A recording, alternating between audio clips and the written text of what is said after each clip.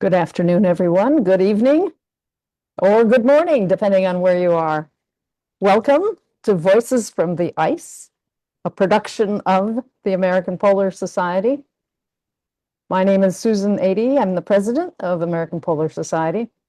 And we have our guest speaker with us today, fresh from the ice, I must say. And this is Dr. Brandi.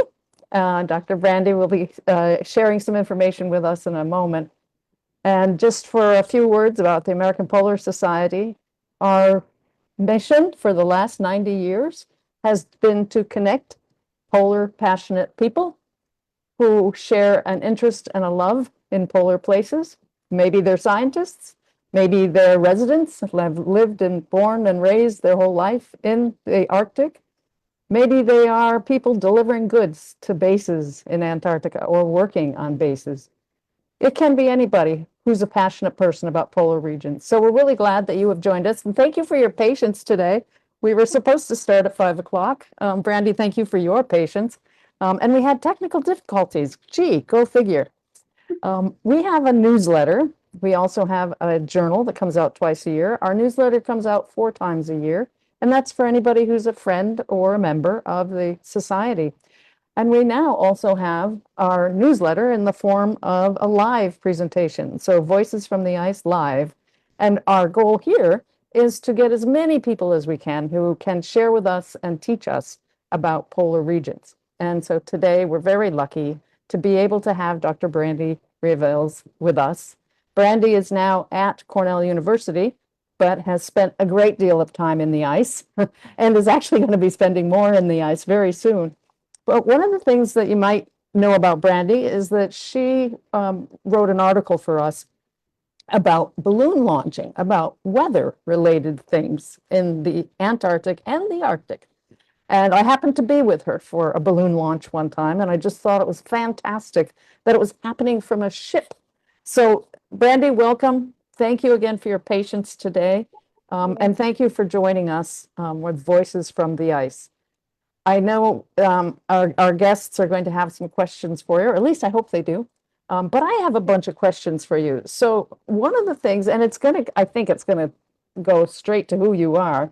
When we worked together out on a ship, and you were teaching us about all sorts of different science that you were doing on the ship, one of the things you always said at the end of your presentations was, "Go for science."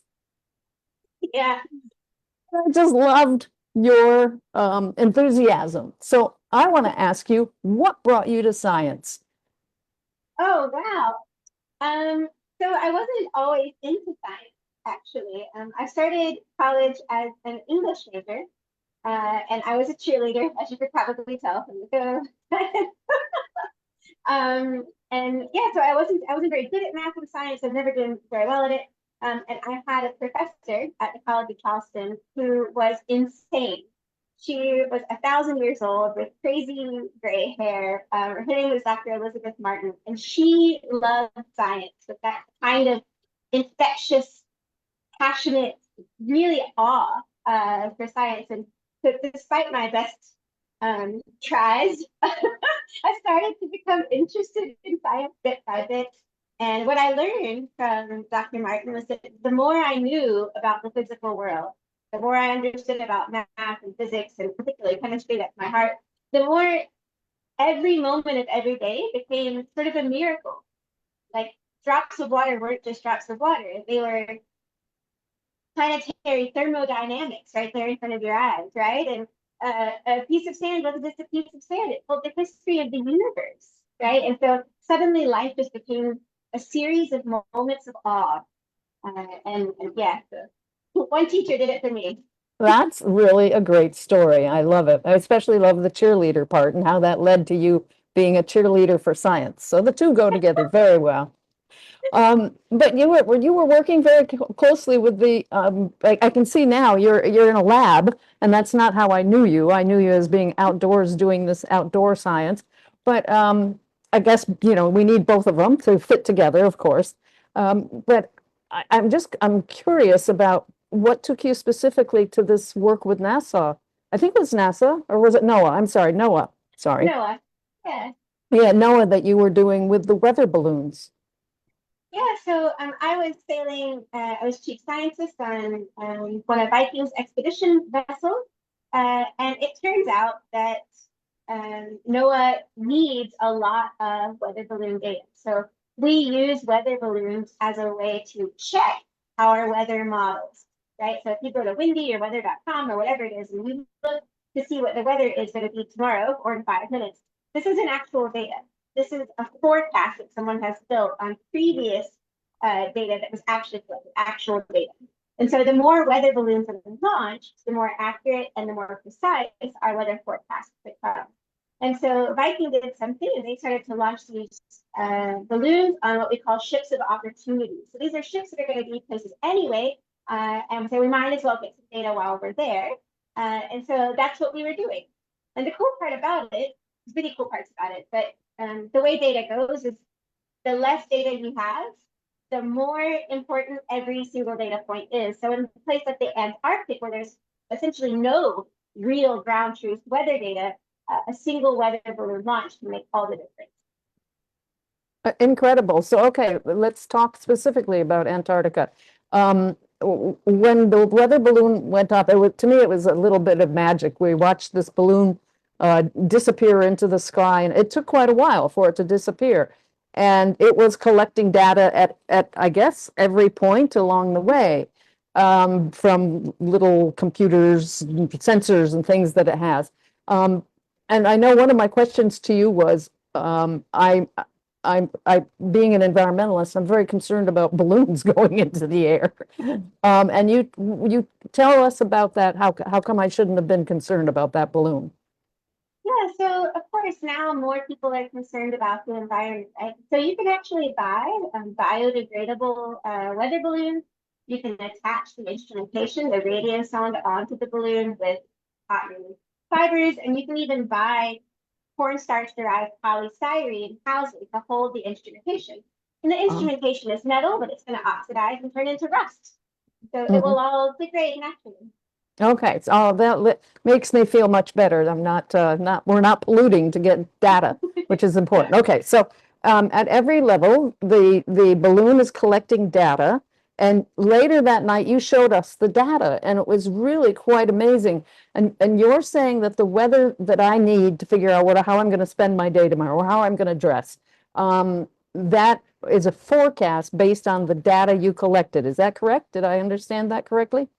Yeah, exactly.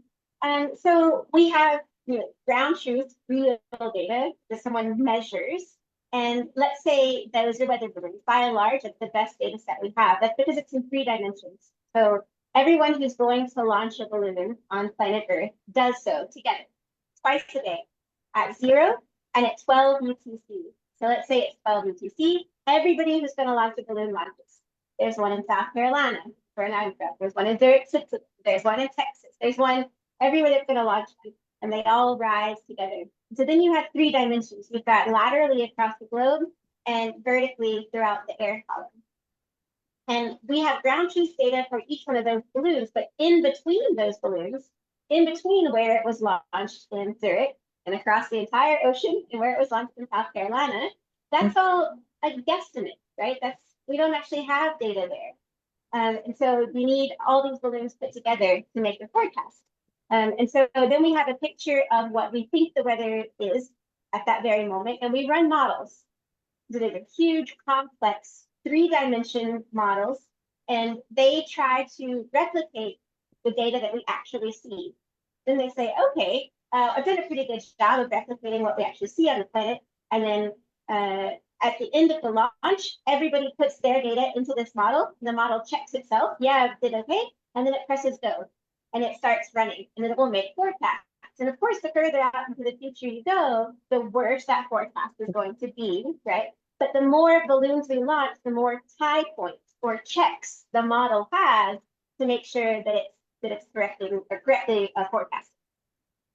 Wow. Okay. And that sounds just like scientists from everywhere around the world and governments, universities, everybody's working together, right, to collect this data I'm thinking of, when I fly, for instance, and I go up into the sky, I hope they know what the hell the weather is at that moment in time, because I don't want Yeah. them running into a thunderstorm or something, or a tornado.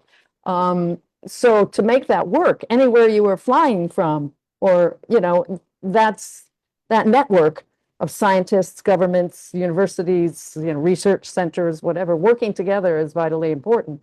Now, I was trying to connect with you when you were in Antarctica. Thank you again for your patience trying to work this out with me. But you told me something shocking about how many weather balloons were released from Antarctica when you were there.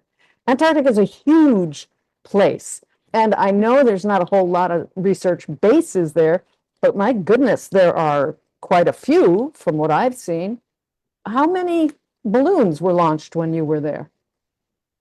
Only one base was launching when I was there. For the 2 weeks that I was down, only one balloon went up. Only one balloon. Mhm. Now, I also understand that the Antarctic weather drives the system of the world. Is that correct? Absolutely. So the impact of Antarctica cannot be overstated.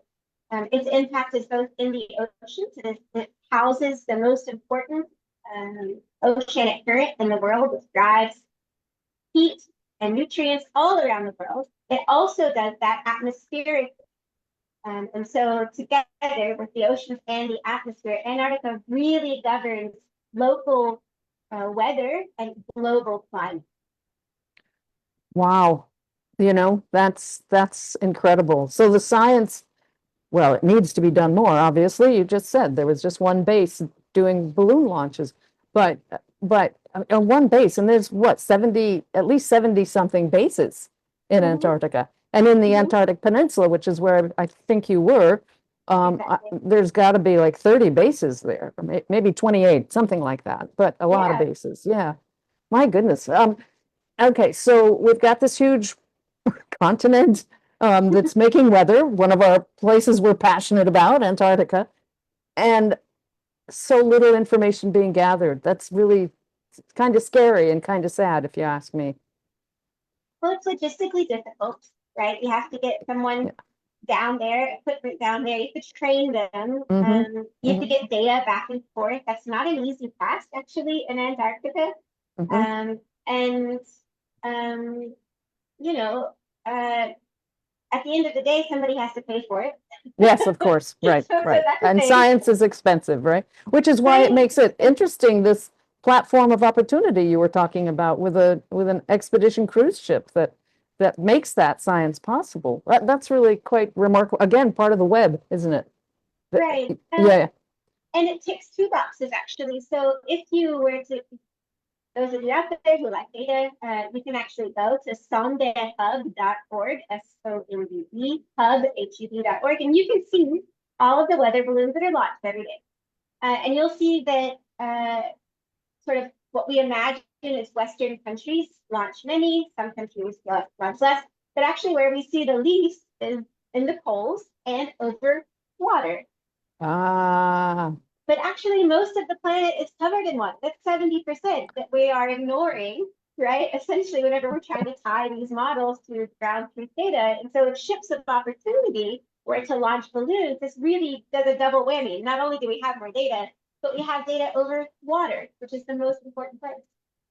yeah, that's an interesting tie-in. That really is amazing. Wow.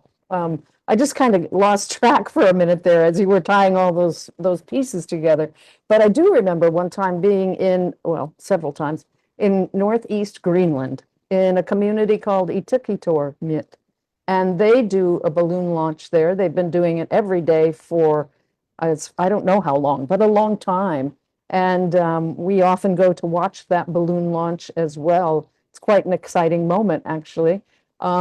And I don't know how many more in Greenland are occurring, but that would be a good question. But you just gave us a URL or a connection to one. So maybe can you send that to me and we'll put it in the comments when we put this on, because this will go, it will stay on our website or on our Facebook page for 30 days, I believe. So we can connect it to that. That would be really good to do. Great. Thank you. So you're all dressed for being in a science lab right now. What do you do in that lab? So we are preparing to go to Greenland, actually northwest Greenland, Oh, a place called Thule, and there's a Volstenholm Fjord, which is there. And it's a really unique place because it's where three glaciers meet into a fjord. And these three glaciers each have a different regime. So one of them is transitioning from emptying into the sea to emptying on land. One is retreating very quickly, and one is retreating very slowly. And so it has a really great place that we can study natural melting or unnatural melting processes.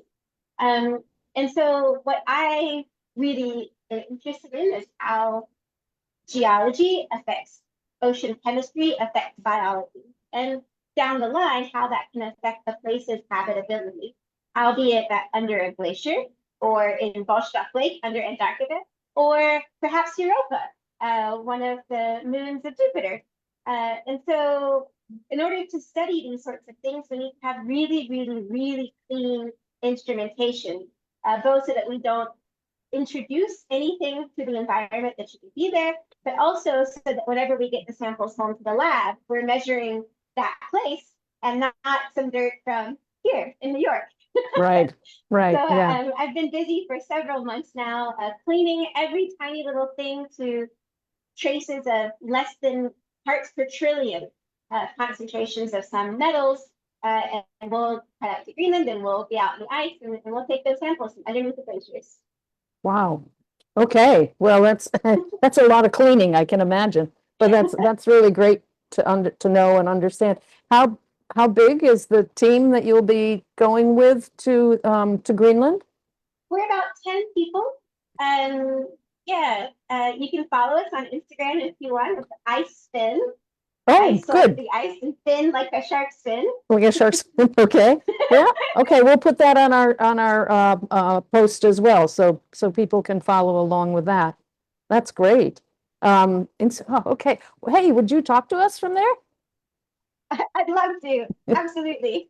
Let's see if we can, master the technology a little better, so we don't keep everyone waiting. So, no, that would be great. That would be really, really nice.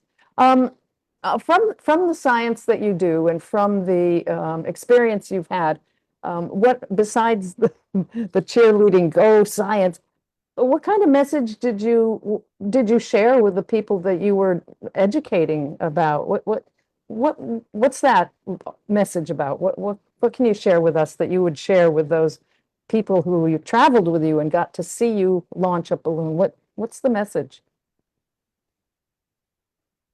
I guess the message is that the universe is it's very a remarkable place that we all happen to be here together. Many things have to be just right, just in balance for life to exist on this crazy planet. And to take a moment and enjoy that we all have this very special moment in time together. And the fact that we are here alive on planet Earth, flying through space, flying around a sun, which is itself flying around a dark black hole, is remarkable. And life is amazing and enjoy it. Life is amazing, yeah. And it's I think the more we learn about it, the more fascinating it becomes, because it's like, wow, how does all that work together? So How does that work? yeah, how does that work? My gosh. And I guess that's what you're trying to answer, is how does that work and what are the effects of that work doing? So that's great. Well, gee, I don't know. I haven't introduced our social media manager who's behind the scenes, Seth Pilgrim. But if he finds any questions and he can forward them to me, we could see if there's any questions. I don't know if anybody was able to hang on, if they couldn't wait any longer for us. But I'm sure questions will come in at some point, Brandi, and then we'll do our best to contact you and then answer them. But tell me, when are you going to Greenland? Tuesday. Oh, right away. Oh my goodness. Wait a second, it's going to be really dark up there. Yeah, we'll get our first days there. I think we'll have something like 20 or 30 minutes of sunlight. But it rapidly progresses. So Yes. we'll have a little bit of sun Yeah. by the time we get out on the ice. And it'll be cold, about -30, -40, Yeah. which fun fact, is the same in Celsius and Fahrenheit at -40. That is cold. Oh my gosh. I Really have nice. I have on my phone, I have weather for places like Cambridge Bay and Nuuk and different places in the Arctic. So I heard it was -28 in Cambridge Bay this morning, so yeah, you're going to Yeah, be cold and it's going to be dark. So yeah. you're going to be dressed for it, of course. Are you out in tents or are you in buildings or little, I know they used to use these red apples for scientists to bunk down in. Yeah. So What's we your, might do a couple of sort of 24-hour, 32-hour missions. But by and large, we'll pack up and we'll come home each day. okay, So we'll pack up the snowmobiles and we'll head out on the ice. It's about a 2-hour drive to some of the glaciers that we're interested in. We'll build camp, we'll drill the holes, we'll lower the robots, we'll take the samples, and then we'll pack everything back up and we'll drive all the way back all at the the end way of each back, day. okay. Keep it. And so you have a base camp more or less that you'll be staying in. Yeah, exactly. Yeah. And is all your team coming from Cornell University or is it from a few different universities? We're all Team Cornell. Oh my Um, goodness, that's amazing. We're Go all Big Team Red. Cornell. That's right. But we're an amazing group. So we're headed up by Brittany Schmidt, and then we have several senior scientists, and we're made of engineers, physical oceanographers. I'm a chemical oceanographer. And so this is actually a really interdisciplinary study because people tend to think that, in school that math was its thing and physics was its thing and biology was its thing and chemistry was its thing, but they're all intertwined. And nobody can know everything about everything. So it's Right. really amazing to be able to work shoulder to shoulder with people who know more about the physics of the environment and know more about the geochemistry of the environment. We could really have this multidisciplinary approach to see, you know, first of all, what's happening in these delicate environments. We know that the polar regions are changing much faster than the mid-latitude regions. So what's happening? What might be the consequences of any change that we see? And maybe how this has happened in the past, and how does this influence how we imagine planetary cycles on other planets? Oh, wow.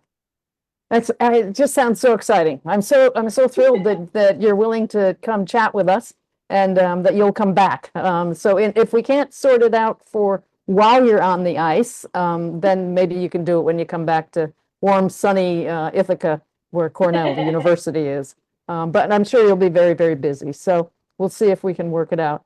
Brandi, thank you so much for your time today. And again, your patience. I hope that a few of you folks in the audience out there have hung around to watch it, but if not, it is going to be posted to the AmericanPolar.org Facebook page, excuse me, and it will be there for 30 days. So your mom and dad can still come see it, okay?